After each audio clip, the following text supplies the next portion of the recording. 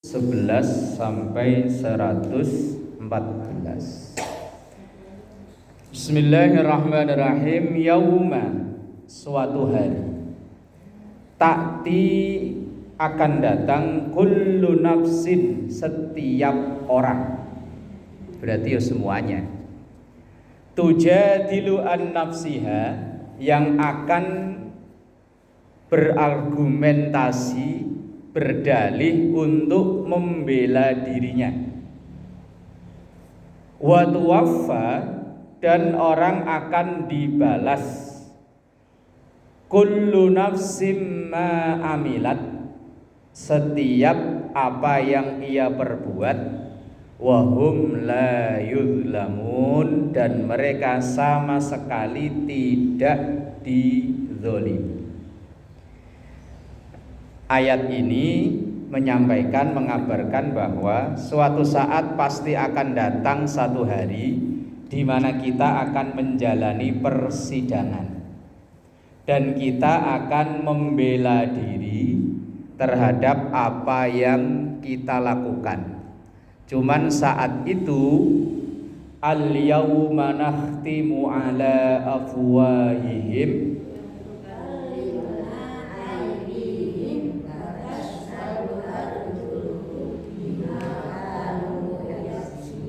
tadi kan barusan dibaca ya. Yasin. Saya nggak bakalan nanya ayat.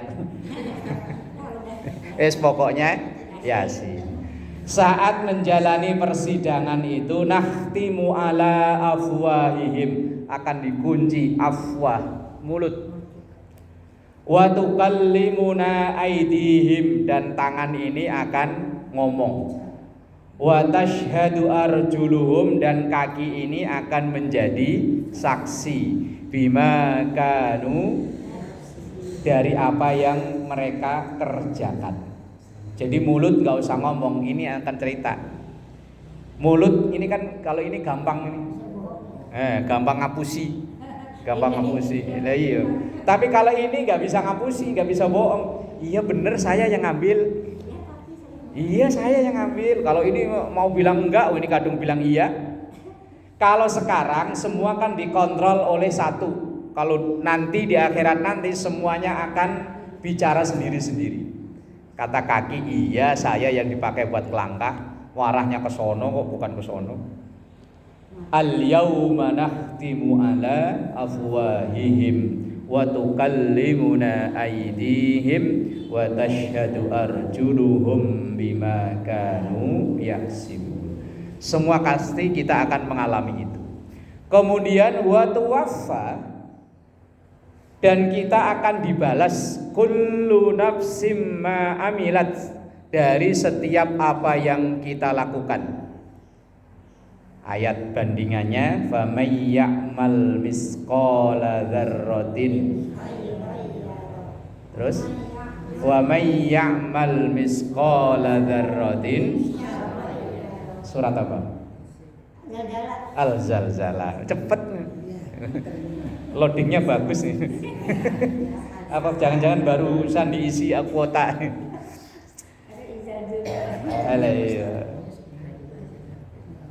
Biar kecil kalau baik ya akan terima balasan, biar kecil kalau jahat ya akan terima balasan.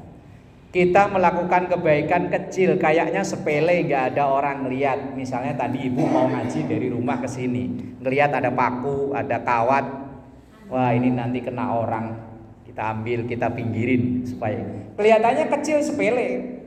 Nggak ada yang lihat, nggak ada yang tahu. Kalaupun ada yang lihat ya nggak dipuji, biasa aja. Iya kan? Tapi nanti di akhirat balasannya ada. Tapi sebaliknya ada yang amalannya kelihatannya gede, bagi-bagi sembako ya, kan kelihatannya gede yo. Orang segangan pokoknya yang kelihatan nggak mampu dibagi semua. Tapi kemudian setelah atau sebelum bagi jangan lupa ya coblos. Ini musimnya ini. Lah iya, jangan lupa. Nih gambarnya ini orangnya nih, coblos ya. Ya, mau mulutnya, mau matanya, wis yang penting coblos. Lah ya oke lah kalau memang dia niatnya ikhlas bantu ya itu amal baik. Tapi kalau niatnya coblos tadi, ini kan bentar lagi musim ya. Nyamperin majelis taklim, nyamperin ibu-ibu PKK, nyamperin wis lo banyak orang baik. Makanya beberapa hari yang lalu saya bikin status selalu berbuat baiklah ke semua orang sehingga engkau dianggap sebagai seorang caleg. Banyak yang komen. Memang berbuat baik harus nunggu caleg, yang enggak umumnya kalau orang mau nyalek tiba-tiba jadi baik. Orang baik ketemu orang ya sopan, ya ngomongnya halus. Iya.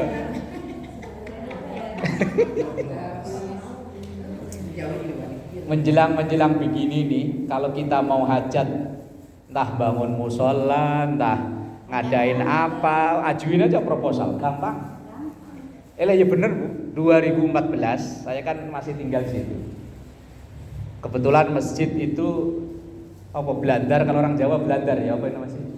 Yang balokan gede-gede itu loh. Yang kayu, kan dulu masih pakai kayu, banyak keropos. Udah bangun, kata saya, iseng asal jawab. Ntar menjelang pemilu aja bangunnya. Lah kok begitu? Ya kalau menjelang pemilu biasanya banyak orang tiba-tiba pada nyumbang masjid. Lah udah bener. Begitu menjelang 2014 masjid dibongkar, kita bikin proposal, diajukan ke calon-calon. Ada 7 apa berapa calon yang tembus nyumbang. Tapi dari 7 satu pun gak ada yang jadi. Calonnya maksudnya gak ada yang jadi. Yang nyumbang keramik full dari depan sampai belakang gak jadi. Yang nyumbang semen gak jadi. Ada yang miris dapat suara cuma 1. Yang TPS depan masjid. Wes yombol lah wes itu. Kok sampai ke situ apaan sih tadi? Enggak, maksudnya ini loh, bahwa setiap apa yang kita lakukan itu pasti ada balasannya. Wa hum la yuzlamun, dan sedikit pun tidak ada yang terlewatkan, tidak ada yang terzalimi. Kalau keadilan di dunia, yo gampang banget yo. Wong ada ucapan yo wani piro masalahnya kalau di dunia. Tergantung uang. Bahkan dulu saya pernah dengar bercandaan dari temen. Gara-gara ia kehilangan motor, kenapa nggak lapor polisi? Teman saya langsung ngomong begini, lapor polisi. Orang kehilangan ayam lapor polisi jadi kehilangan kambing. Orang kehilangan kambing lapor polisi jadi kehilangan sapi. Maksudnya biayanya loh. Orang kehilangan kambing paling harganya kan 3 juta. Begitu lapor polisi biayanya 20 juta. Mending wis lah, ya wis, ikhlasin aja lah. Tapi yo enggak ikhlas wong kehilangan kok. Hukum di dunia betapa gampang, tapi di akhirat sekecil apapun. Sehingga ada satu hadis yang hadis ini sering disampaikan ketika acara-acara halal bihalal ya. Rasulullah itu kan pernah nanya kepada para sahabat, atadruna manil muflis? Tahu nggak kalian siapa itu orang yang bangkrut? Para sahabat jawab, ya Rasul, orang bangkrut itu yang nggak punya duit, orang yang nggak punya harta. Ya bukan. Yang saya maksud bukan itu. Orang bangkrut itu orang yang satu sisi ibadahnya bagus, sholatnya, puasanya, ngajinya, hajinya bagus. Tapi satu sisi dengan sesama kita kurang bagus. Dengan gampangnya sering maki-maki orang, dengan gampangnya sering ngehina orang, sering memfitnah orang. Lah orang yang dimaki-maki, orang yang difitnah, orang yang dihina di dunianya nggak berani bales. Karena mungkin dia merasa dia karyawannya, dia anak buahnya, dia disimpen aja, awas nanti di akhirat. Begitu nyampe di akhirat, orang yang bangga dengan pahalanya banyak, pahala sholat, zakat tadi, ibarat kata mau udah asik jalan mau ke surga, di stop. Mana mas? Surga, ntar dulu, belum beres ini urusan. Ini orang yang dulu kau maki-maki, kamu belum minta maaf? Ya belum sih, ngapain minta maaf? Dia anak buah saya. Oh dia nuntut. Begitu nuntut, lah terus di sekarang udah gak bisa apa-apa. Ya udah, pahala sholatmu kasih dia, pahala zakatmu kasih dia, pahala. Akhirnya habis, jadilah orang bangkrut. Wis muflis tadi lho, bangkrut. Lah la yuzlamun, sedikit pun enggak bakalan terzolimi. Sekecil apapun akan ada balasannya. Wa daraballahu masalan qaryatan kanat aminatan mutmainnah. Wa daraballahu, dan Allah menciptakan, Allah membuat masalan, satu perumpamaan. Qaryatan, satu daerah, satu negara. Qaryah, desa, negara, wilayah. Kanat aminatam mutmainnah, yang negara itu, wilayah itu aminah, aman. Mutmainnah, tenang. Aman, tenang, damai, sejahtera. Pokoknya negara yang nyaman lah, yang enak. Ya'ti harizquha ragadan min kulli makan, yang rizkinya datang dari berbagai macam, dari berbagai penjuru. Min kulli makan itu dari macam-macam hal, bisa jadi sumber rezeki. Kayak lagunya Kus Plus itu. Yang tongkat ditanam jadi. Nah, yang apa judulnya namanya? Nah, ya itu loh. Lagu kan sesuai umur masalahnya ya. Lah iya. Kail dan jaring cukup menghidupimu, ya. Tongkat tanaman. Berarti kayaknya ini cocok buat negeri Indonesia ini, perumpamaan ini ya. Negeri yang dari mana saja bisa jadi sumber rezeki. Dari udara bisa jadi sumber rezeki, dari bumi rezeki, dari air jadi sumber rezeki. Nah ya, tongkat ditanam, ditancepin jadi tanaman, singkong. Nah di Saudi tanaman ditancep jadi tongkat. Apa aja di Indonesia ini bisa tumbuh. Kurma yang dulu katanya nggak bisa, sekarang bisa. Buah apa aja yang katanya dulu nggak bisa, bisa di Indonesia. Subur. Mohon maaf kadang ya, mohon maaf. Ada orang buang hajat karena habis makan semangka. Lah iya. Tapi kadang orang yang tani kan mungkin habis makan semangka, buang hajat kan di situ. Ya nanti begitu sawahnya mengering itu numbuk semangka. Ya'tiha rizquha ragadan min kulli makan. Pokoknya rezekinya itu dari sumber apa aja bisa jadi dimakan. Di Indonesia ini kayaknya iya ya. Apa aja ada. Tetapi di lanjutannya itu fakafarat bi an umillah. Warganya banyak yang ingkar dari nikmat-nikmat Allah. Berarti tidak syukur. Udah dikasih negeri ijo royo-royo, apa kalau ucapan itu gemah ripah loh jenawi kerto tentrem kerto raharjo.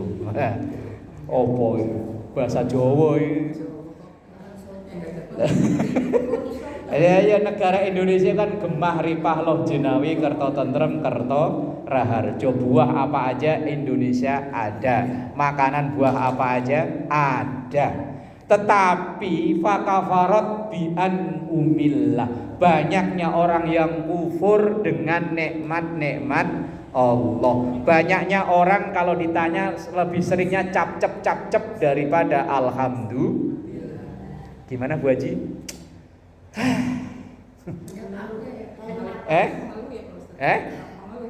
Lah iya, kufur kan ngeluh ha. Ya kalau ditanya gimana? Alhamdulillah. Usaha alhamdulillah, walaupun nggak kayak dulu, alhamdulillah. Lah ini kadang kita kan banyaknya cap-cep kok ya. Gimana Bu kabar suami? Berobat mulu. Ya masih syukur masih punya suami. Gimana anak-anak Bu? Udah lulus kuliah nyari kerja nggak dapet. Cap-cep. kurang syukur. Ya syukur tapi syukurnya masih kurang. Dalam ayat yang lain wa qalilum min ibadiyasy syakur. Sangat sedikit hamba-hamba Allah itu yang mau syukur. Lah akibatnya apa kok kurang syukur? Makanya kalau di ayat yang lain kan la in syakartum la azidannakum wa la in kafartum inna adzabi lasyadid. Lah karena sebabnya fakafarat bi an umillah itu ayat lanjutannya fa adzaqahallahu libasal ju'i wal khauf. Maka Allah timpakan kepada mereka libasal ju' kelaparan wal khauf ketakutan. Orang sekarang ketakutannya lebih daripada orang dulu. Orang dulu yang kerja cuma suaminya, istri di rumah, anak 6 sekolah semua. Sekarang anak 1, suami istri kerja semua. Sekarang ya, ketakutannya lebih daripada orang dulu. Orang dulu mah anteng. Asal habis sholat subuh, sarapan ke sawah, jam 10, jam 11 pulang, sholat duhur, habis sholat duhur ke sawah lagi. Anaknya 6, kadang malah anak 6 hitungannya dikit ya. Iya kadang 12. Yo hidupnya nyantai, siang yo tidur ngorok. Lah orang sekarang kadang saya ngelihat fenomena orang sekarang yo, anak cuma 1 yang kerja suaminya, istrinya kerja, anak dititipin ke mbahnya. Berangkat dari pagi. Ya wis sembuh alasannya. Lah iya anak kadang sampai ya Allah seminggu ketemu anaknya seminggu sekali. Lah ya yang membedakan loh kira-kira di mananya? Yang kerja 1 orang, siang masih tidur ngorok garur-garur, anak 11 12 ya. Lah sekarang anak 1 kayaknya itu enggak ada waktu istirahat. Kadang subuh belum subuh udah berangkat. Sampai ada bahasa P-nya banyak. Pergi pagi, pulang petang, pala puyeng, pantat pedes, pinggang pegel, penghasilan pas-pasan, potongannya pol-polan. Berapa tadi P-nya? Ya Allah, ini yang salah di mananya ya?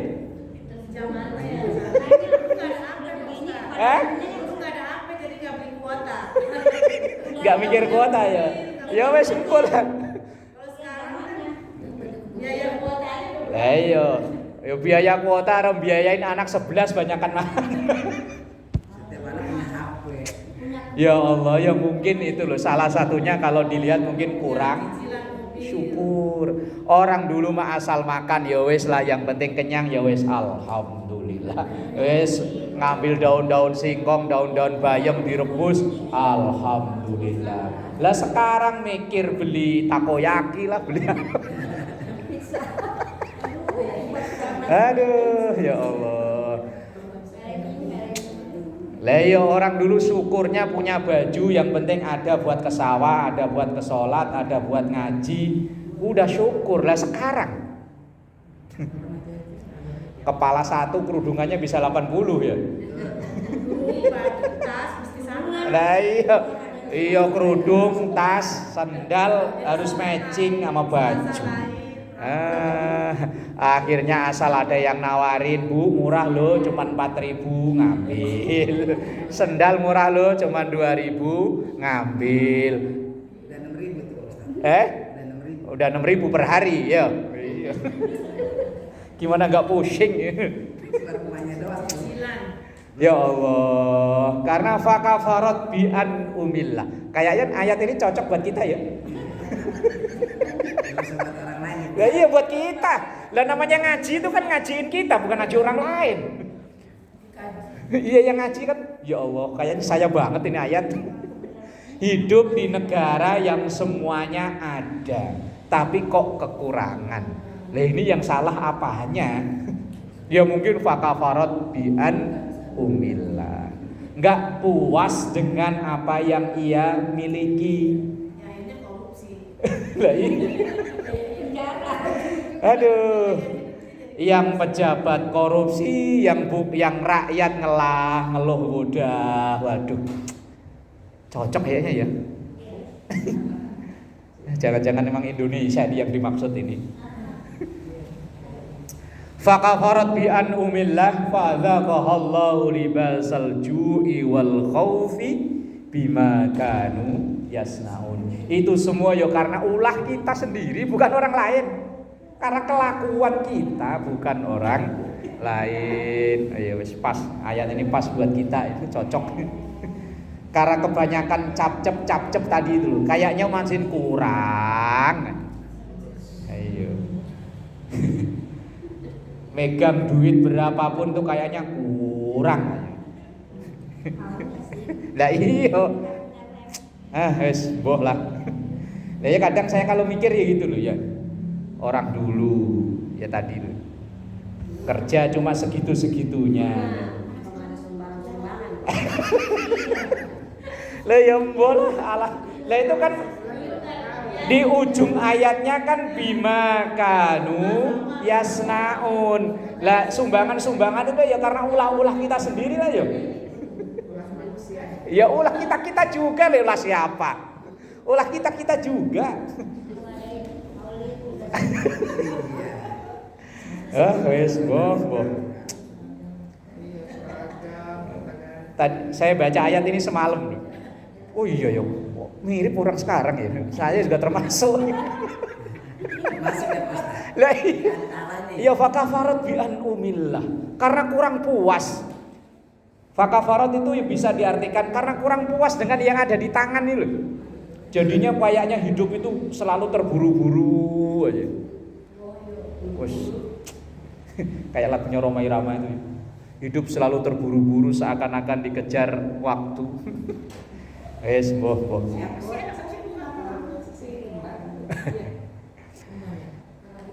Lah iya, ayat berapa sih ini kok kayaknya pas banget amat kita ya. 112 surah An-Nahl. Hidup di negara yang aminatam mutmainnah ya'tiha rizquha ragadan min kulli makan. Bahwa semuanya sekarang itu enggak ada yang buang, semuanya bisa jadi rezeki. Orang dulu makan ikan tulangnya dibuang, sekarang enggak. Ya karena saking rakusnya orang sekarang ya. Lah ya dulu miara. Punya anak 12, dia jaring atau mancing ikan di empang, di kali, dibawa pulang, dimasak, dibakar, digoreng, yang dimakan dagingnya, kucing masih kebagian. Lah sekarang ya Allah, kucing itu mungkin kalau melihat kita makan, dia akan nungguin ngeong. Kata dia, ya Allah, ngarep-ngarep dikasih pala sama tulang. Begitu melihat, ya Allah, palanya dikeremus juga. Ya Allah, tulangnya dimakan juga. Ya Allah. Wes. Lah iya, dia lagi presto, lah kucing kebagian apa? Nah iya, semua kan sekarang dimakan kan semuanya, nggak ada yang ngebuang.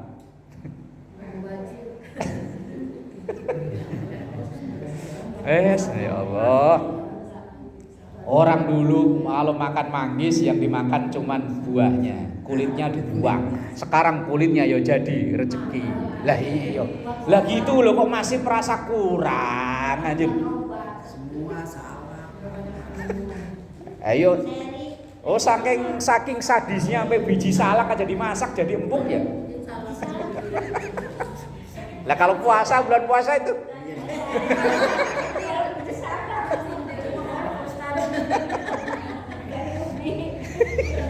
lah, apa namanya itu? Biji salak kan ngomongnya. Lah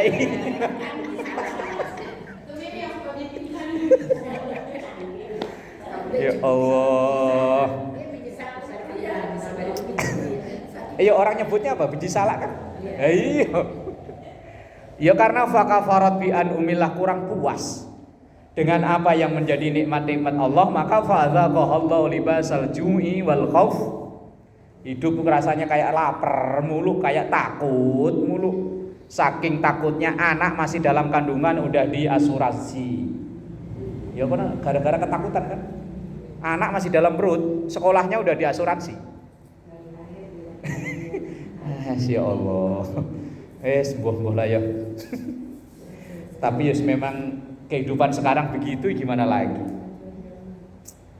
Itu ngajarin kita ini 112. Walaqad ja'ahum rasulun minhum wa kadzdzabuhu fa akhadhahumul adzabu wa hum zalimun. Walaqad ja'ahum, dan sungguh datang kepada mereka rasulun, utusan, rasul, minhum, dari kalangan mereka sendiri. Ya kalau Quraisy dulu rasulnya ya dari bangsa Quraisy. Fakadzabuhu, tapi mereka mendustakan Rasul itu, enggak percaya dengan apa yang dibawa oleh Rasul. Memang ayat ini awalnya ya ditujukan kepada orang-orang Quraisy. Lah tapi ya sama kita. Kita mungkin satu sisi menerima ajaran Rasul, tapi satu sisi yang lain kita enggak make ajaran Rasul. Rasulullah kan ngajarin kalau makan pakai tangan kanan. Tapi kita nggak puas kalau cuma tangan kanan, yo kanan, yo kiri, yo kiri kanan. Coba ibu kalau makan gorengan yang ada cabenya itu, kanan kiri yo.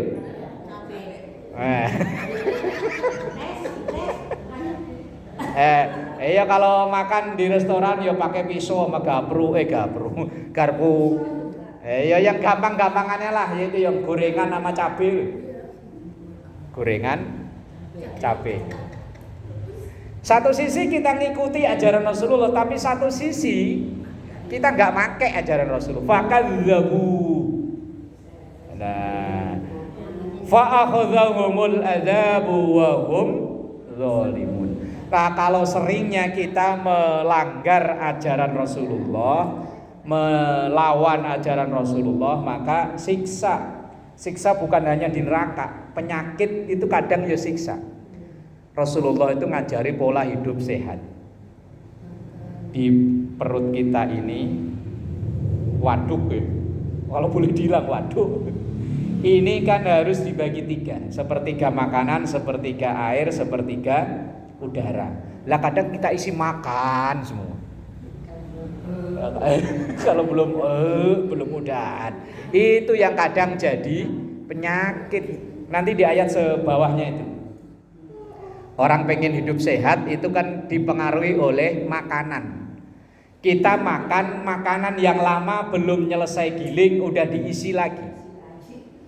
Pagi kadang bangun tidur udah nasi uduk. Sekitar jam 9 ada, "Bu, yuk sini yuk makan lontong." Datang makan lontong. Jam 11-an ada nawarin urap, ya dimakan juga. Satu belum digiling udah ditimpa lagi, belum digiling udah ditimpa lagi. Wah, wes. Kalau Rasul ngajarin kan, ya makanlah, berhentilah makan sebelum kenyang, dan jangan makan sebelum lapar. Lah kita kan lapar nggak lapar kalau udah pengen makan. Makan kalau belum bener-bener kenyang, belum berhenti. Kadang juga udah kenyang juga masih hayu, kalau lauknya cocok nambah lagi. Maka fa'khadzalhumul adzab, orang-orang yang melawan ajaran Rasul itu ya siap-siap terima balasan. Balasannya diterima sendiri. Wahum zalimun, aslinya mereka itu menzalimi diri mereka sendiri.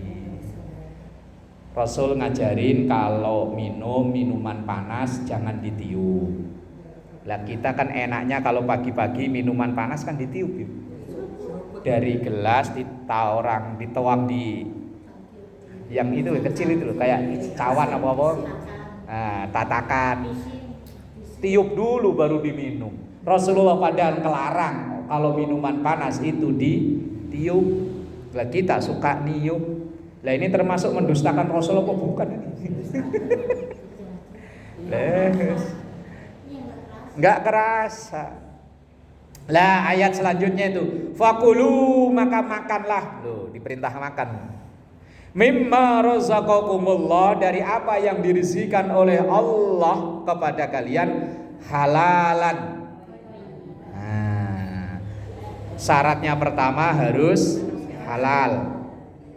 Yang kedua harus thayyiban. Apalagi kita di usia udah segini. Ini banyak makanan halal tapi tidak thayyiban. Iya. Usia kita udah 40 ke atas, 50. Ini halal. Iya, wong dari memang halal tetapi tidak thayyiban. Jeroan halal ya? Halal. Tapi apakah di usia kita segini masih thayyiban? Lah iya. Emping itu pahit-pahit ya enak ya. Lah iya, halal tapi apakah thayyiban buat di umur? Nah, perintah Quran di ayat yang lain sebetulnya ada tambahan. Cuman bukan di ayat ini. Wala tusrifu, jangan berlebihan. Kalaupun pertama halal, yang kedua thayyiban. Yang halal pertama, yang kedua cocok buat kita, baik buat kita. Yang ketiga wala tusrifu, jangan berlebihan. Walaupun itu cocok buat badan kita, kalau berlebihan jadi penyakit juga. Lah kemudian washkuru, syukurin habis makan yo alhamdulillah, sebelum makan yo bismillah. Apapun yang kita makan hari ini itulah yang cocok buat kita hari ini. Washkuru, kalau kita lagi makan jengkol gak usah ngebayangin stik. Ayo stik, gak usah bayangin. Yes, pokoknya itu yang ada di hadapan kita itulah yang dirizkikan oleh Allah buat kita. Maka kita washkuru, perintah Quran, bersyukur. Nikmatallahi, nikmat Allah, in kuntum iyyahu ta'budun, apabila kalian hanya kepada Allah mengabdikan diri alias berserah diri beribadah. Jadi makan pun bisa menjadi sarana ibadah kalau makan kita mengikuti aturan Allah. Makan yang halal, yang thayyiban, wala tusrifu, makannya pakai tangan kanan, awali dengan bismillah, akhiri dengan alhamdulillah. Yaitu menjadi sarana in kuntum iyyahu ta'budun. Wallahu a'lam bissawab.